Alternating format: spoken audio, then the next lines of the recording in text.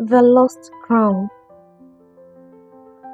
Once upon a time, in the heart of a shimmering kingdom called Lumora, there lived a kind and beautiful princess named Elara. She had long golden hair that sparkled like sunlight and a heart as pure as crystal clear stream. She was loved by all, for she cared deeply for her people, ensuring that no one in Lumora ever went hungry or sad.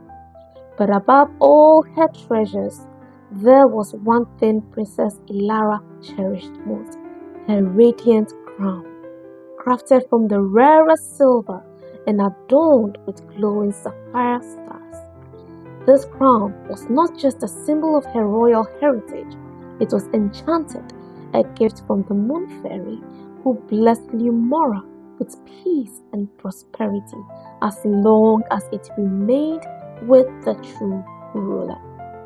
One fateful evening, as the moon cast a silver glow over the kingdom, a mysterious stranger arrived at the castle gates. He was cloaked in deep purple robes, his face hidden beneath the hood. He introduced himself as Soren, a wise traveler from a distant land, bringing news of great importance. "Your Highness," he said, with a voice as smooth as silk, "I have traveled far to warn you of an impending danger.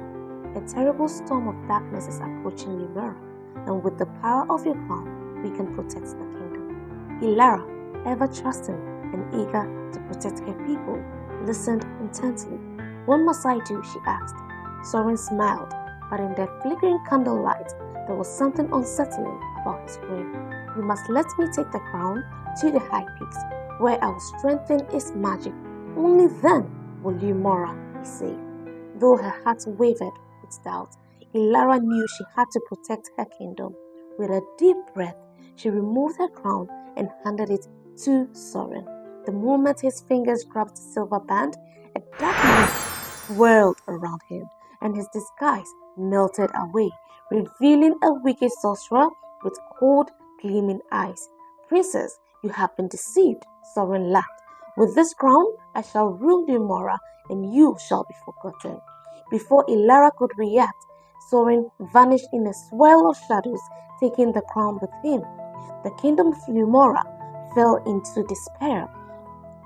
Without the crown's magic, the rivers dried, the skies darkened, and a heavy sadness settled upon the land. Elara, heartbroken but determined, vowed to retrieve what was rightfully hers. With only a lantern and a heart full of courage, she set off on a perilous journey to find Soren and reclaim the crown. She traveled through whispering forests where the trees seemed to sigh in sorrow, crossed frozen lakes that cracked with her every step, and climbed towering cliffs where the wind howled like a lonely wolf. After days of relentless travel, she reached the dreaded Obsidian Mountains where Soren's dark fortress loomed. The castle was shrouded in thick black fog, its towers piercing the sky like jagged thorns. Elara knew she had to be clever to outwit the sorcerer. Slipping past the shadowy guards, she crept into the fortress, her heart pounding like a drum. As she wandered the darkened halls, she heard a faint sound of humming. Following the sound, she discovered a tiny girl, no older than 6, locked in a golden cage. "Who are you?" Elara whispered. "I am Lira," the girl replied, her big eyes filled with tears.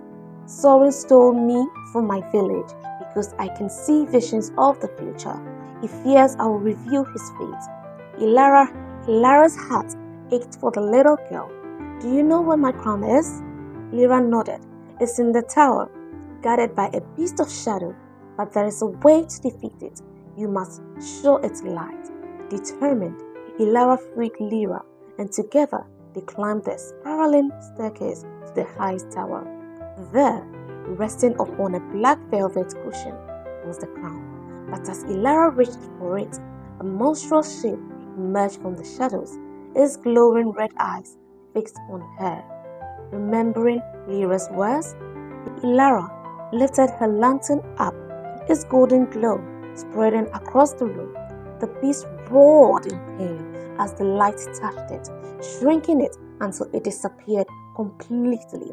Elara grabbed her crown and placed it upon her head. Instantly, a brilliant silver light burst forth, shattering the dark magic that bound the castle. The shadows melted, the walls crumbled, and Sorin, sensing his defeat, fled into the night, never to be seen again. With the crown returned to its rightful place, Lumora blossomed once more. Rivers flowed, flowers blew, and laughter filled the air. The people rejoiced, for their beloved princess had saved them. As for Lira, she became Elara's most trusted advisor, and together they ruled the kingdom with their wisdom and kindness. They worked to ensure no one would ever be deceived again, strengthening the castle's defenses and teaching the people the importance of trust and vigilance. Many years later, when Elara grew old, she passed the crown to Lira, who had become a wise and just leader. The kingdom flourished for generations, its people always remembering the bravery of Princess Elara and the lesson that even in the darkest times, light and kindness could always prevail. But the story did not end there. One day, Lira, now queen, discovered an ancient scroll hidden within the castle library. The scroll spoke of a hidden land beyond the mountains where the moon fairy had left behind a final gift, a gem of endless light, capable of protecting Lumora for eternity. Determined to fulfill Elara's legacy, Lira gathered a group of brave explorers and set out on a journey. Through enchanted valleys and across the sea of stars, they ventured, facing mystical creatures and unraveling the secrets of the lost land. With each step, Lira proved herself as courageous as Elara, ensuring that Lumora would remain safe for all time. And so, the legend of Princess Elara and Queen Lira lived on.